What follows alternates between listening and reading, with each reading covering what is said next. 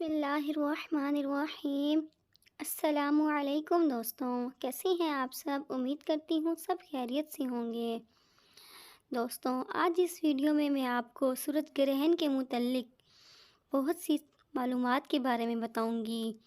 دوستوں، سورج گرہن یہ 1999 کے بعد سب سے بڑا سورج گرہن سال 2023 20 اپریل کو ہوگا۔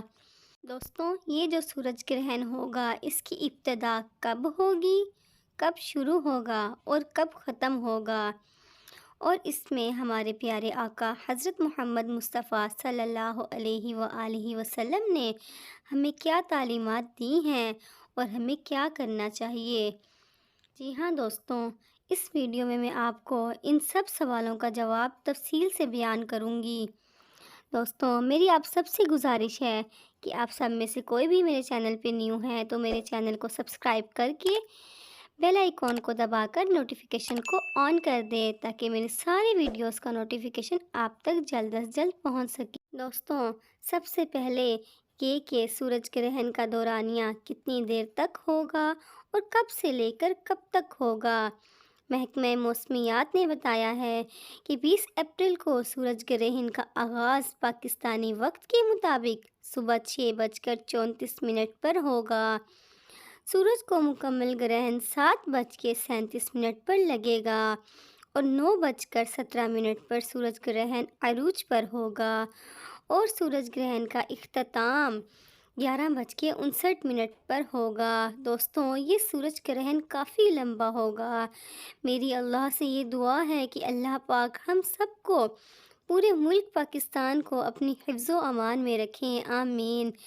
دوستوں، ہمارے پیارے آقا صلی اللہ علیہ وآلہ وسلم نے ہمیں سورج گرہن کے متعلق کیا تعلیمات دی ہیں اور ہمیں کیا کرنا چاہیے۔ دوستوں، ایک صحابی رضی اللہ تعالی عنہ روایت کرتے ہیں کہ رسول اکرم صلی اللہ علیہ وآلہ وسلم کے زمانے کے مطابق جب سورج گرہن ہوا تھا تو آپ صلی اللہ علیہ وآلہ وسلم بے چینی میں کھڑے ہو گئے جیسے قیامت آ گئی۔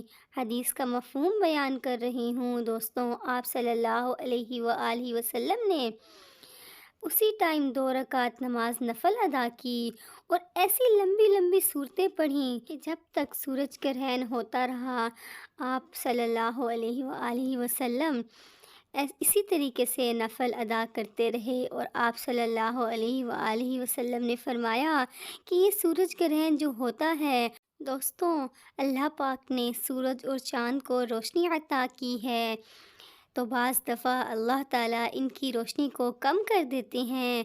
دراصل اللہ پاک ہم مسلمانوں کو یہ بتانا چاہتے ہیں کہ جو رب ان کی روشنی کو بڑھاتا ہے، جو پورا سال روشنی دیتا ہے، کبھی سال کے اندر 1-2 دفعہ اس کی روشنی کو کم کر دیتا ہے تاکہ ہم لوگوں کو پتہ چلے کہ جو اللہ تعالیٰ اس کی روشنی دینے پر قادر ہے وہ اس روشنی کو کم کرنے پر بھی قادر ہے۔ بے شک، سبحان اللہ۔ دوستوں، اس بات پہ مجھے ایک نعت کا مصرع یاد آ گیا ہے۔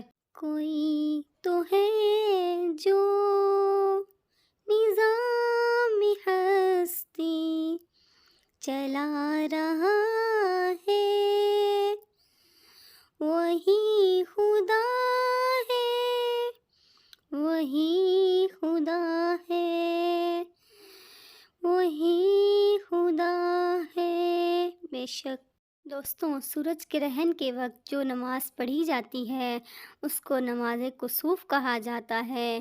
یہ 2 رکعت نماز پڑھی جاتی ہے۔ اس میں جتنا لمبا ہو سکے سجدے کریں، رکوع کریں، لمبی لمبی صورتیں پڑھیں، اللہ پاک سے دعا کریں، استغفار کریں، اس وقت تک اللہ کا ذکر کرتے رہیں جب تک سورج گرہن ہوتا رہے گا۔ دوستوں، میری اللہ سے یہ دعا ہے کہ اللہ پاک ہمیں ہر ناگہانی آفتوں سے محفوظ عطا فرمائے، اللہ پاک پورے ملک پاکستان کی خیر عطا فرمائے۔ دوستوں، آپ صلی اللہ علیہ وآلہ وسلم نے فرمایا، چاند اور سورج کا گرہن آثار قدرت ہے، کسی کے مرنے، جینے یا کسی اور وجہ سے نمودار نہیں ہوتے، بلکہ اللہ اپنے بندوں کو عبرت دلانے کے لیے ظاہر فرماتا ہے۔ اگر تم ایسے آثار دیکھو تو جلد از جلد دعا، استغفار اور یاد الہی کی طرف رجوع کرو۔ دوستوں، میں امید کرتی ہوں آپ کو میری آج کی ویڈیو پسند آئی ہوگی۔ اگر پسند آئے تو اس کو لائک، شیئر، سبسکرائب کرنا بالکل مت بھولیے گا، اور کامنٹ باکس میں اپنی رائے کا ضرور اظہار کیا کریں۔ یہ میرے لیے حوصلہ افزائی ہوتی ہے تاکہ میں آپ کے لیے اچھی سے اچھی ویڈیو بنا سکوں۔ مجھے اپنی دعاؤں میں ضرور یاد رکھا کریں۔ اپنا خیال رکھیے گا، ملیں گے نیکسٹ ویڈیو میں، تب تک کے لیے اللہ حافظ۔